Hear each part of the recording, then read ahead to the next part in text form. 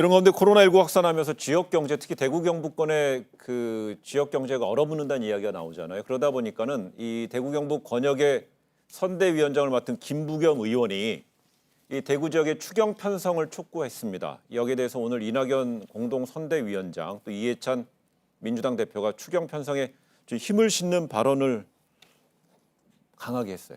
예, 이낙연 공동선대위원장이 오늘 세금은 이럴 때 쓰는 거다 이런 이야기를 했는데 이게 이제 반박 차원에서 이야기를 했어요. 뭐냐면 어제 황교안 대표가 또 그러니까 혈세퍼버 살려고 하는 거 아니냐는 어떤 요지에 그러니까 비판 발언을 하니까 그걸 받아서 오늘 세금은 오히려 이럴 때 쓰는 것이다라고 이제 그 반박을 했던 것이고 추경 편성의 어떤 필요성을 이제 강조를 했던 거예요. 근데 이제 다만 지금 이제 정부 같은 경우는 쉽게 나서기가 힘든 부분이 있는 것 같아요. 일단 정부의 논리는 일관된데 일단 예비비가 아직은 있기 때문에 3조 4천억 규모의 예비비가 있고 현재 쓴 건 1,000억 조금 더 넘게 썼으니까 일단 이걸 투입을 한다.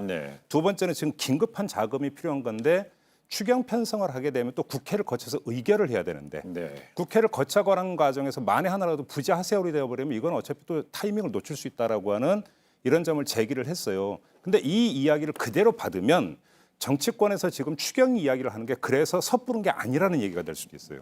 무슨 이야기냐면 먼저 일단 이 추경 편성 필요성에 대해서 예열 차원에서 논의를 시작을 해서 정말로 여야가 필요하다고 공감대가 이루어지면 바로 속전속결로 국회에서 통과를 시켜줘야 되는 거거든요. 시간 싸움이 될 수가 있기 때문에 이 이야기를 꺼내는 거는 제가 볼 때는 섣부른 것은 아니고 오히려 그러니까 정확하게 지금 그러니까 짚고 있는 게 아닌가 이렇게도 좀 볼 수 있을 것 같아요.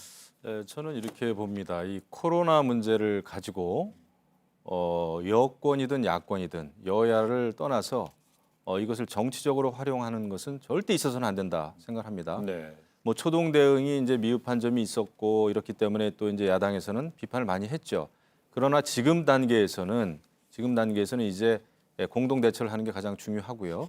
황교안 대표도 오늘 아침에 또 그런 얘기를 했어요. 이 필요한 곳에 국가 예산, 세금이 쓰여지는 것은 언제든지 환영이다. 얼마든지 찬성이다 이렇게 얘기를 했거든요. 그것이 진심이라고 보고요. 다만 이제 말씀하신 대로 추경이라든지 뭐 이런 거는 옛날에 AI라든지 구제역 때도 마찬가지입니다.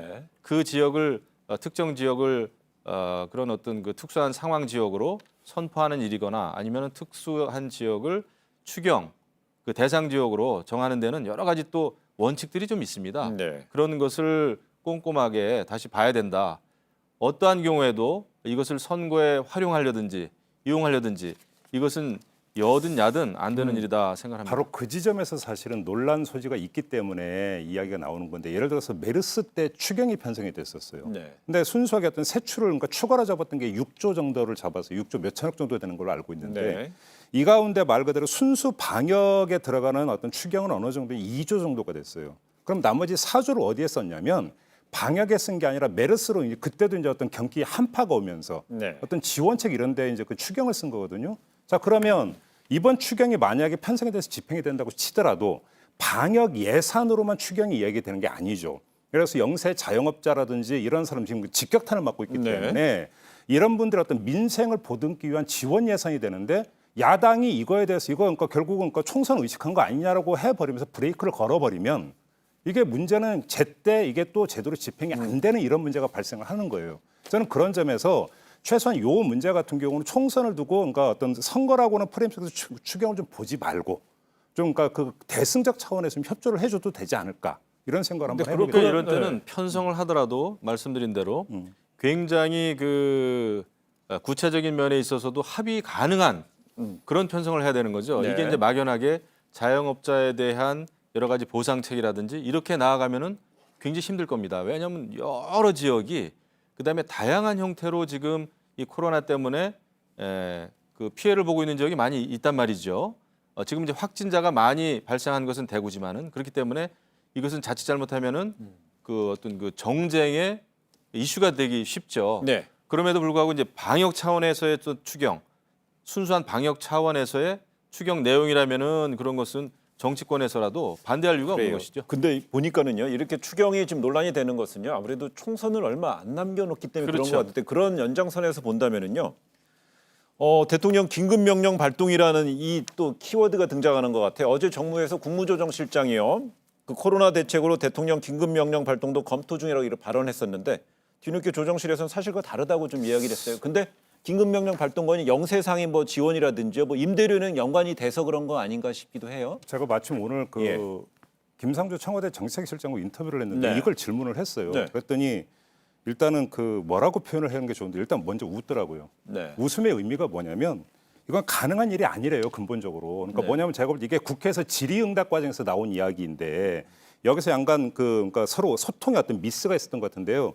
긴급 재정명령권이 발동이 되기 위해서는 국회가 열리지 않고 있을 때야만 가능하고 말 그대로 그 요건도 너무나 엄격하기 때문에 근데 지금 임시국회 개원됐잖아요. 네. 그러니까 발동하고 싶어도 발동할 수 있는 상황이 아니라요. 헌법 예. 규정에 따르면. 네. 근데 이 이야기가 나오는 것 자체가 넌센스라는 물론 넌센스라는 표현을 쓰지는 않았습니다만 넌센스라는 이야기가 되는 거고요.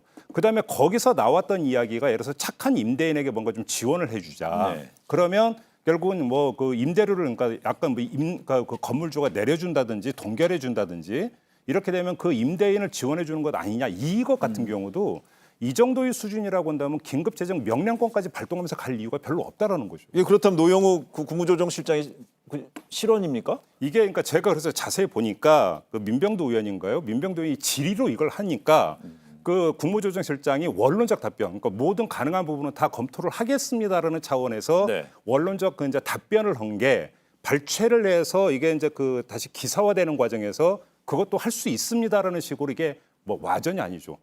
그러니까 보도가 되면서 이게 약간의 어떤 뭐냐면 인식에 그러니까 저기 잘못된 인식을 심어준 것 같아요. 그러니까 이게 네. 이렇게 되면 국무조정실장이라고 하면 국무총리실에 우리나라 내부적인 여러 가지 이런 그 국무와 관련된 정말 중요한 그 행정의 책임자입니다. 네. 정책 결정권자이고 이게 지금 컨트롤 타워가 제대로 돌아간다면은 이런 실수가 있으면 안 돼요. 왜냐하면은 네. 이런 책임 있는 공직자들의 한마디 한마디는 국민들의 마음을 엄청나게 헷갈리게 하는 것이고 네. 불안하게 하는 것이죠.